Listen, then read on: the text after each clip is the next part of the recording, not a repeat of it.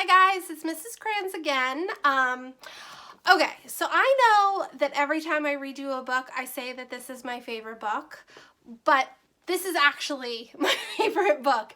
It's called The Seven Silly Eaters, and I really hope you guys enjoy this book as much as I do. It's a little bit longer than a book that I typically would choose, but it's just such a great book and the pictures are amazing. That is just absolutely one of my favorites. So I hope you guys enjoy it as much as I like it.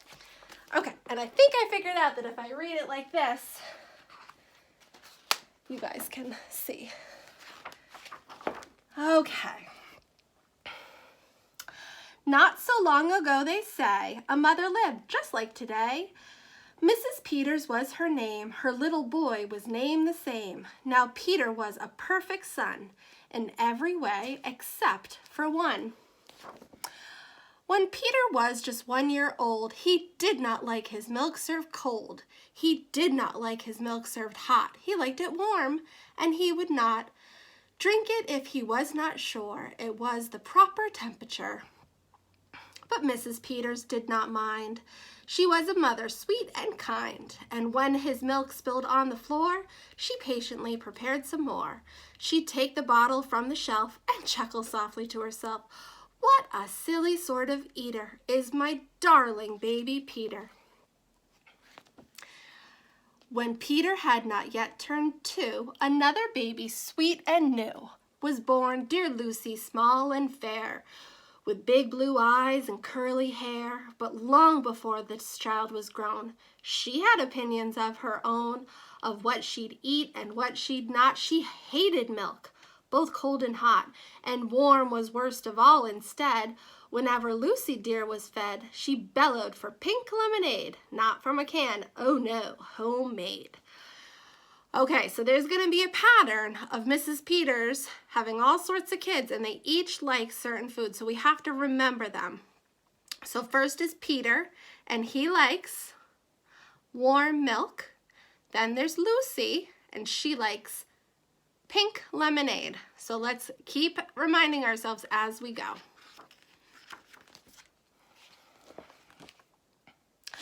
But Mrs. Peters did not mind.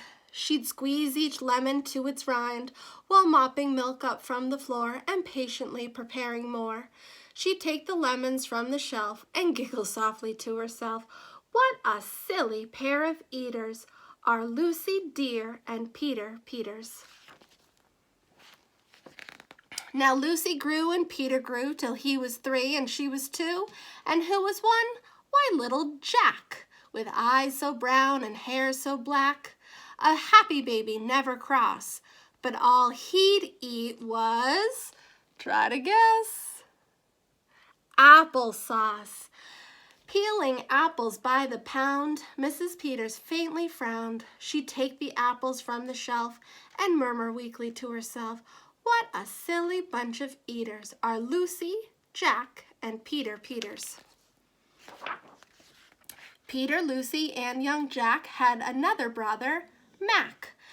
Mac was charming, round, and plump, but if his oatmeal had a lump, Mac would dump it on the cat. Mrs. Peters hated that, but since she loved her children 4, she'd strain the oatmeal 2 times more. She'd take it from the pantry shelf and mumble sadly to herself, what a foolish group of eaters are all my precious little Peters. Before another year was through, who came along? Why, Mary Lou. She was darling, sweet, and bright, and had a healthy appetite. That is, as long as she was fed soft and squishy homemade bread. Poor Mrs. Peters got no rest, but still she did her very best. She'd take the flour from the shelf and mutter feebly to herself, what a fussy bunch of eaters are all my lovely little Peters. A year rolled by, the children grew. They really are a splendid crew, sighed Mrs. Peters, pinning pins and diapering her brand new twins. Little sisters, quick and smart, impossible to tell apart, but flow like poached eggs, fran like fried, and if she mixed them up, they cried.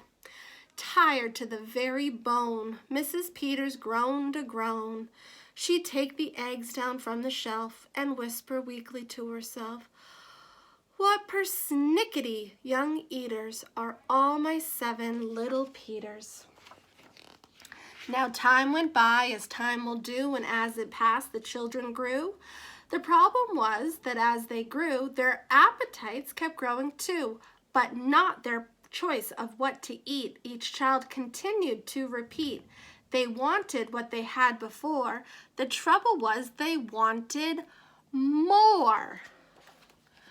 Creamy oatmeal, pots of it, homemade bread and lots of it, peeling apples by the peck. Mrs. Peters was a wreck.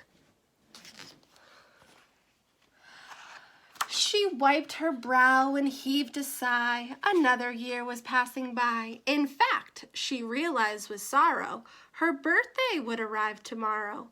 Drearily she shook her head and wearily went up to bed. She thought the children had forgot her special day, but they had not. At crack of dawn, they all began to carry out their secret plan.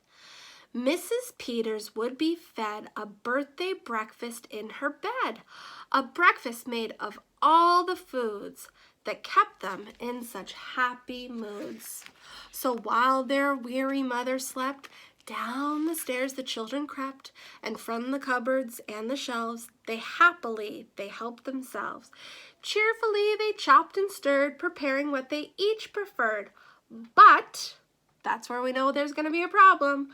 But, despite the pains they took, since nobody knew how to cook, to measure things or make them hot, the more they tried, the worse it got. Uh-oh. First, Mac's oatmeal turned out lumpy, which made poor Mac turn grim and grumpy. In fact, the lumps got him so cross, he dumped them in Jack's applesauce. This bothered Jack so much he threw it in the dough of Mary Lou, who tossed the mishmash that made straight into Lucy's lemonade. And that put her in such a huff, she poured the icky sticky stuff into the double frying pan that held the eggs of Flo and Fran, who flung the hodgepodge on the spot into the milk in Peter's pot. Whoops. But when they saw what they had done, they wished they never had begun. They'd hardly slept a wink that night, and still things hadn't turned out right. And even though they tried their best, it hadn't worked. They were depressed. They'd be in trouble too, unless they found some place to hide the mess. The oven seemed the perfect spot. They all forgot it still was hot. They stuck the pot inside, and then they all went back to bed again. What a mess. How do you think the mom's gonna feel when she wakes up to the kitchen being such a mess? The clock struck 6, but on they slept. Meanwhile, their mother softly stepped down to the kitchen, smelled a smell. What could it be? She could not tell. It smelled so good she sniffed some more and opened up the oven door. She woke the children with her cries. They all came running in surprise. And in the kitchen what they found was Mrs. Peters dancing round. And in the oven, no mistake, a pink and plump and perfect cake. Now the kitchen looks clean. Does anyone have any ideas who cleaned it? There's a clue in the picture. And as their mother danced with glee, she cried, "A birthday cake for me? A birthday cake still piping hot? To think I thought that you forgot. Now tell me, please, how did you make this pink and plump and perfect cake? So high and light and smooth as silk." "It's smooth as silk from all my milks," said Peter. "Lucy said it's pink from all my lemonade, I think." "And from my apples," added Jack. "My oatmeal made it soft," said Mac. "My bread dough too," said Mary Lou. Said Fran and Flo, "As for its size, it was our eggs that made it rise." Then everybody sniffed some more and danced around the kitchen floor. They put the cake upon a dish and lit the candles, make a wish. The children cried, "Before you blow," and Mrs. Peters did just so. And what is more, her wish came true, as birthday wishes always do. What could the mom wish for? And from that day to this, it said, the Peters family all is fed. A single, simple meal, just one, a meal that's good for everyone, a meal on which they all agreed, made from their secret recipe. They all take turns in mixing it, they all take turns in fixing it. It's thick to beat and quick to bake, it's fun to eat and it's fine to eat and fun to make. It's Mrs. Peters' birthday cake. And that's the whole family on the back picture. Do you guys have a meal in your family that everybody can agree on? Comment below and